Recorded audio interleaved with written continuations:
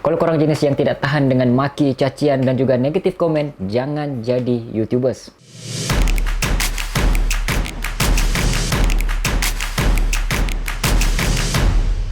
Hai, Assalamualaikum dan salam sejahtera kepada korang semua yang menonton video ini. Terima kasih sudah klik video ini and welcome back to my channel Bro Jeb Share. Saya Bro Jeb dan dalam channel ini saya banyak berkongsikan tentang tips video, tips YouTube dan apa-apa saja berkaitan dengan YouTube. So, kalau korang masih baru channel ini, selamat datang saya ucapkan. Dan kalau korang mahu mengembangkan YouTube channel, bolehlah tekan butang subscribe di bawah. So, dalam video kali ini saya akan kongsikan kepada korang semua bagaimana cara kita boleh menghandle, cara kita menangani negatif komen yang ada di video channel YouTube kita. Dan saya akan kongsikan bagaimana cara saya sendiri melayan negatif komen ini. Pada korang yang sedang menonton video ini, pastikan korang nonton video ini sampai habis, sebab di hujung nanti saya akan kongsikan pada korang semua bagaimana cara untuk kita blok perkataan-perkataan yang kita tidak mahu ada dalam komen kita. Pastikan korang nonton video ini sampai habis. So, untuk menjadi YouTuber ini korang perlu bersiap sedia daripada segala aspek, terutama mental dan juga fizikal. Sebab bila korang sudah ambil keputusan untuk memasuki platform YouTube, untuk menjadi YouTuber, untuk menjadi content creator, untuk mendedahkan korang punya perwatakan supaya dinonton oleh orang ramai, korang perlu bersedia daripada aspek mental dan juga fizikal. Sebab apa? Pasti dan pasti tidak akan lari daripada haters. Video ini saya buat sebab ramai jugalah daripada YouTuber-YouTuber yang masih baru ni dan juga subscriber saya yang menonton video ini. Mereka banyak mengadu, banyak mengeluh tentang mereka sudah give up dengan ada komen-komen yang tidak bagus, komen-komen yang membenci mereka, yang menghentam secara pribadi mereka dan sampaikan mereka rasa give up dan juga down untuk mengupload video-video yang seterusnya. Sebab dengan komen-komen tersebut, mereka jadi rasa putus asa dan hilang semangat untuk membuat video-video di YouTube. Jadi persoalannya di sini bagaimana untuk kita menghandle dan kita menghadapi negatif komen dan juga komen-komen yang boleh menjatuhkan kita punya semangat dan menjatuhkan kita punya keyakinan diri. Dan kalau korang lihat juga YouTubers yang sudah besar, yang sudah ramai peminat, pasti mereka juga ada haters. Cara pertama untuk menghadapi negatif komen ni adalah korang abaikan saja komen-komen yang negatif itu. Sebab apa saya cakap macam tu? Sebab banyak lagi komen-komen yang positif yang korang perlu bagi love, yang korang perlu respon, yang korang perlu reply dan sebagainya. Daripada korang buang masa layan komen-komen yang negatif ni, lebih baik korang layan komen-komen yang positif yang boleh menaikkan korang punya semangat untuk menghasilkan lebih banyak konten di video YouTube korang. So, abaikan komen-komen negatif dan respon kepada komen-komen yang positif. Okey, cara yang kedua yang korang boleh gunakan adalah dengan menilai terlebih dahulu komen-komen yang korang rasakan komen negatif itu, sama ada komen negatif itu semata-mata untuk menjatuhkan korang, semata-mata untuk menyerang korang punya pribadi, ataupun komen tersebut walaupun nampak negatif tapi komen yang membina, yang betul-betul jujur memberikan komen yang negatif. Okey, untuk menghadapi komen yang betul-betul mahu menjatuhkan korang, yang serang pribadi, contoh ada yang cakap, oh kau ni tidak layak, muka pun tidak ada rupa dan sebagainya. Itu lebih kepada serangan pribadi berbanding dengan komen yang negatif ataupun saya boleh katakan sebagai kritikan yang membina. Mungkin mereka berikan komen secara teknikal, mungkin mereka komen cara percakapan kita ni terlalu laju, cara percakapan kita ni terlalu slow, boring, dan mungkin penyampaian video kita ni tidak best, cara editing kita ni tidak menarik dan sebagainya. Mungkin korang boleh ambil kritikan yang membina ini untuk menambah baik korang punya kualiti konten untuk next video.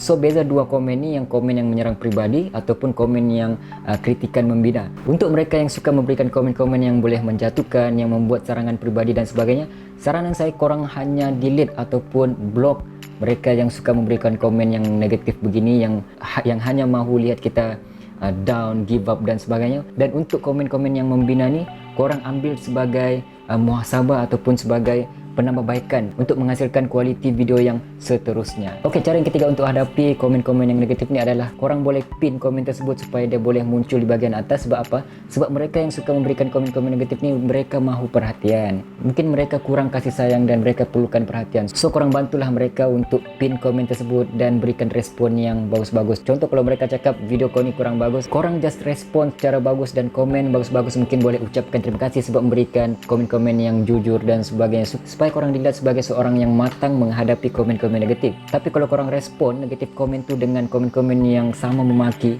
apa beza mereka dengan kita? Jadi tunjukkan kita punya budi bahasa dan layan mereka secara bagus, sebab mereka juga mungkin antara kita punya subscriber. So, korang boleh pin mereka punya komen supaya mereka dapat lebih kasih sayang.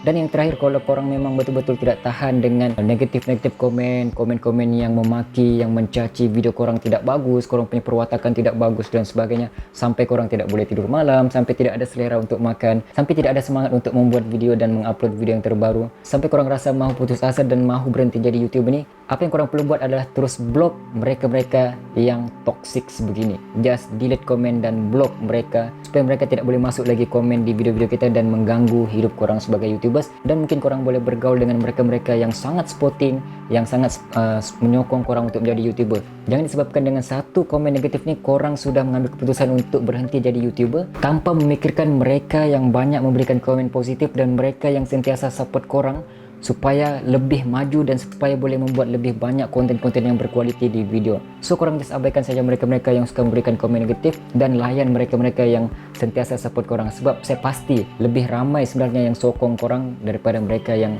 membenci korang. So sebelum saya akhiri video ini, saya akan kongsikan bonus kepada korang bagaimana sebenarnya korang boleh blok perkataan-perkataan yang korang rasakan boleh menjatuhkan semangat korang, perkataan-perkataan yang korang tidak mahu masukkan dalam komen. Seperti contoh, korang tidak mahu masukkan perkataan bodoh dalam ruangan komen. So sebenarnya korang boleh set perkataan bodoh tu untuk tidak masuk dalam ruangan komen.